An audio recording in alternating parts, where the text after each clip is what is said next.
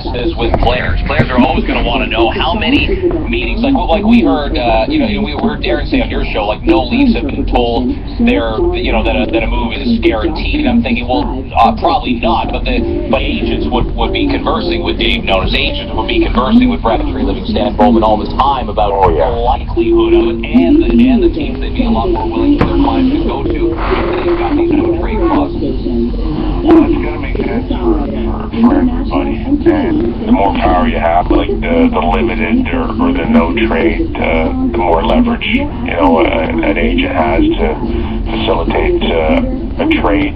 But we're not seeing it where it once was, and that has strictly to do with the salary cap and how many teams are up against it. So money in, money out is a very difficult thing. That's why we'll probably see guys like Bozak or Furnoff moved at a draft opposed to a trade deadline. We'll see how scorched earth this team goes. But what we saw is Santorelli moved out, and now Daniel Winnick moved out for a couple of picks. Do you like this strategy? Like in a sense of next off season, if you're the Toronto Maple Leafs, are you looking for the next Daniel Winnick, a guy that you can get in for 1 year and $1 million, and then send them packing 6 months later?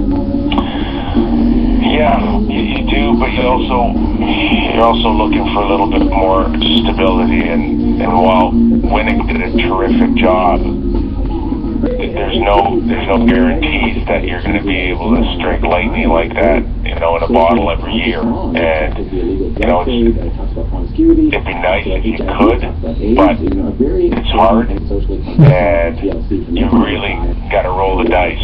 Like Winnick gave way more than I think the Leafs even thought that they could get out of him, and his stock rose. I mean, a second and a fourth is expensive, right?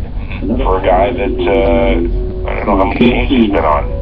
6, right? 6 now, yeah. Yeah, that's a lot of teams, right? Well, there's also 5 other teams that didn't want to keep him. So, in saying that, he had a great year, and he put himself in a position where not only would Pittsburgh trade for him, but if he can maintain this momentum, he's going to get a nice new contract.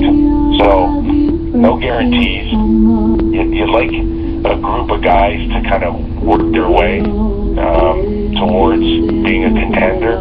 And it's tough if you've got a lot of guys on 1-year deals that really don't know their future. So I don't know if that's a legitimate way to build a contending team, having a bunch of guys on 1-year deals. It's just not realistic. And of course, the issues were never with the Winnicks or the Santorellis, the Booths. It's your core guys not coming through on long-term deals, and that'll be the challenge for the Leafs, right? Is now, you guys could have traded Winnick, and well, Brady wanted to re-sign him. But you could have spent a month figuring out market value, and then coming to the assessment that you could get a second, third, or fourth, and maybe multiple picks for Winnick.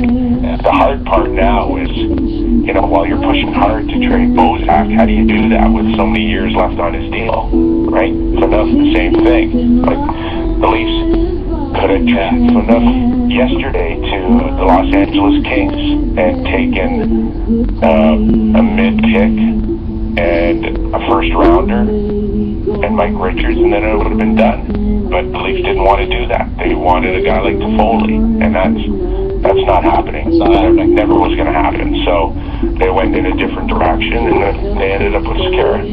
Sportsnet, by the way, has Thursday Night Hockey, Chicago, Florida, in Florida, at Sunrise, 7:30. Also on Sportsnet 360, Red Wings finishing up their California trip there in San Jose. Big points for the Sharks on the line tonight. Let me ask you about Dion. He's back in the lineup after a dozen games out. There's nobody in the city, in the front office, in wearing a jersey, throwing a jersey, in our positions. There's nobody that's changing their mind about what they think of Dion Phaneuf based on how he plays the next 20 games in a toilet bowl of a season, with the Leafs swirling the bottom 5. Is there any internal debate going, let's reevaluate this and see how he is over the last 20 games playing 24 minutes a night? Is there?